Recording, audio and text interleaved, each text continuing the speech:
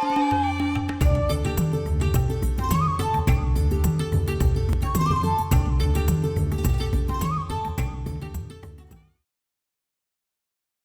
viewers, welcome to the video lectures for class 11th Economics. I am Shweta Kathuria. Class 11th Economics syllabus comprises of Part A, Statistics for Economics, which carries a weightage of 40 marks, Part B, Indian Economic Development, which again carries a weightage of 40 marks, Open Textbook Assessment, which carries a weightage of 10 marks, and Project Work again for 10 marks. Today, we will be beginning with Indian Economic Development. Within that, we will start with the very first chapter, which is Indian Economy on the Eve of Independence. In this chapter, we will be discussing about the state of the Indian economy during the British rule and immediately after independence. Under this chapter, we will be talking about how the British ruled over India and what was the condition of the Indian economy at the time of its independence. Now, we all know that the British ruled over India for about 200 years and excessively exploited the Indian resources for their own interest and turned a prosperous nation into a backward, dependent and disintegrated economy. The sole purpose of the British colonial rule in India was to reduce the country into a feeder economy for Great Britain's rapidly expanding modern industrial base. Now, we all know that at this point of time when Britain was ruling over India, there was industrial revolution that was going on in Britain, and for those modern industries that were expanding in Britain, Britain needed raw material, and that raw material was being supplied from India. In this chapter, we will talk about the major dimensions of the Indian economy on the eve of its independence. Under this, we talk about low level of economic development, the state of agricultural sector, Indian industries and foreign trade on the eve of independence. Also, we will be discussing about the state of infrastructure, occupational structure and the demographic condition of the Indian economy at that point of time. Let us talk about how and why there was low level of economic development in India immediately after independence. The economic policies pursued by the colonial government in India were concerned more with the protection and promotion of the economic interest of their home country than with the development of Indian economy. Such policies brought about a fundamental change in the structure of the Indian economy, transforming the country into a net supplier of raw materials and a consumer of finished industrial products from Britain. During the first half of the 20th century, the aggregate real output was estimated to be around less than 2% and per capita output was estimated to be around only 0.5%. Now, let us talk about the state of three economic sectors, which is agriculture, industry and foreign trade. The state of agricultural sector. Indian agriculture showed a great sign of backwardness and stagnation on the eve of independence, which can be explained with the help of following points. The first one being low agricultural production. Despite being the occupation of a large section of population, that is around 85% of the Indian population was dependent on agriculture. Despite this fact, this sector continued to experience stagnation. Now, this meant that the agricultural production was quite low to meet the needs of the population, which was dependent on the agricultural sector as its occupation. At the time of independence, India's agricultural production was estimated to be around 50.8 lakh tons, which was quite low to meet the country's requirements. Secondly, we say that the agricultural sector was primitive in nature. Now, we all know primitive means backward in nature. At the time of independence, the agricultural productivity was quite low because of the lack of modern agricultural equipments, inputs, poor irrigation facilities, lack of high-yielding varieties of seeds, lack of pesticides, etc. Commercialization of agriculture.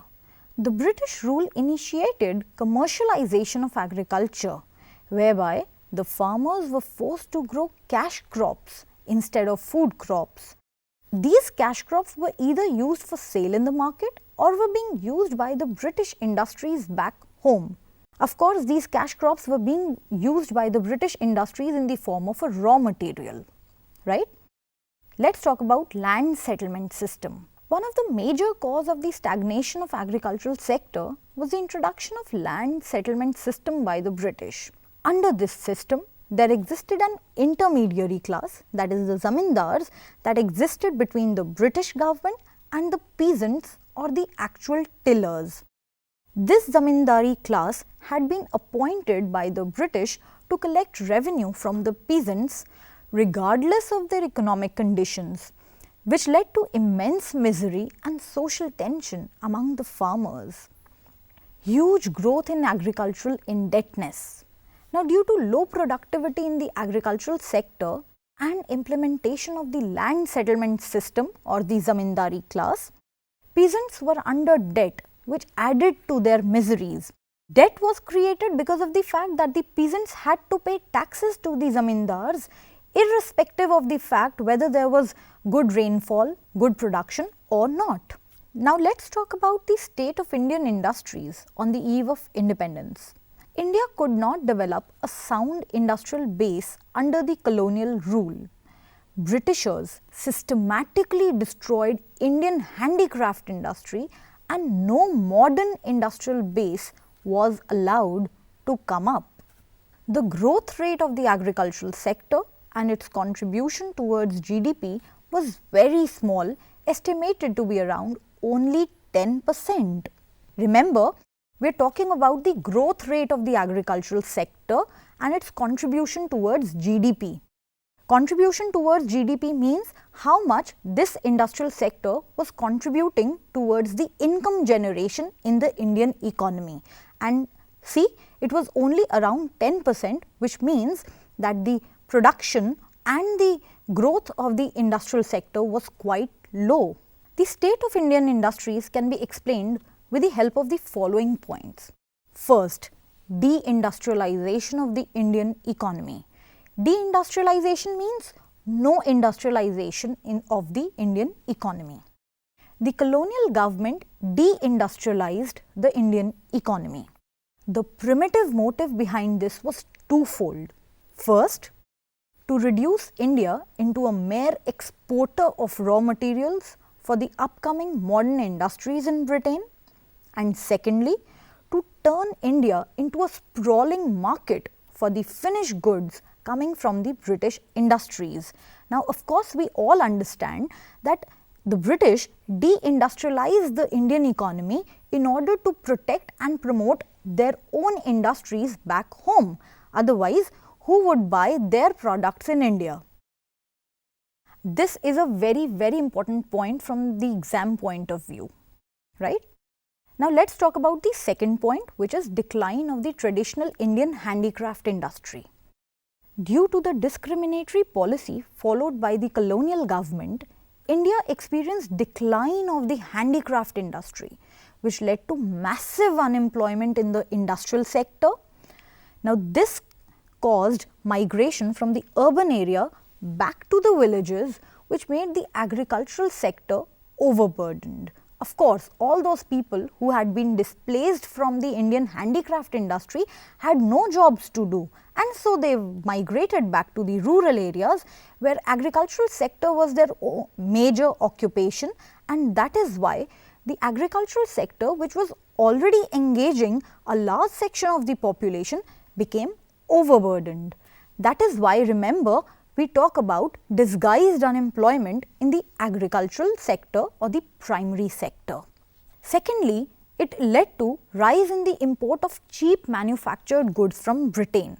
So, here we talked about the decline of Indian handicraft industry. It had a twofold impact on the Indian economy. One, because of the decline of Indian handicraft industry, there was migration from the urban to the rural areas, making the agricultural sector overburdened, and secondly, it led to rise of the import of cheap manufactured goods from Britain. Of course, the machine-made goods that were coming from Britain were cheaper in comparison to the handmade goods in India. Let's talk about the existence of only a few consumer goods industries in India now. During the second half of the 19th century, modern industries began to take root in India, but it was confined only to the setting up of cotton and jute textile mills. After the Second World War, few industries came up like sugar and paper industry. Lack of capital goods industries. Now here we need to understand the meaning of capital goods industries. I hope we all know that capital goods are those goods which help in the further process of industrialization. That means capital goods are those goods which help in the further process of production. Now, since there were hardly any capital goods industries in India to promote the industrialization, the country had to depend on other nations for the requirements of capital goods. Limited operation of the public sector. Another significant drawback of the new industrial sector was the very limited area of operation of the public sector. Now, public sector means the government sector where the ownership and control is in the hands of the government. Now, remember, at this point of time, we had the British government and not the independent India, right? So, this sector remained confined only to railways, power generation and communication, which were of interest to the British. So, till now we have discussed about low level of economic development, the state of agricultural sector and the state of Indian industries on the eve of independence. We discussed that under the colonial dispensation, the economic policies of the government were concerned more with the protection and promotion of the British interest than with the need to develop the economic condition of India and its people. We also discussed that the agricultural sector continued to experience stagnation and deterioration despite the fact that the largest sector of the Indian population depended on it for sustenance. Then we discussed that the rule of the British government led to the collapse of the India's world famous handicraft industries without contributing in any significant manner to its replacement by a modern industrial base. I hope now you would be able to answer the following questions. Question 1. What was the focus of the economic policies pursued by the colonial government in India? What were the impacts of these policies? Remember, we talked about twofold motive and the feeder economy, how India was converted into a feeder economy.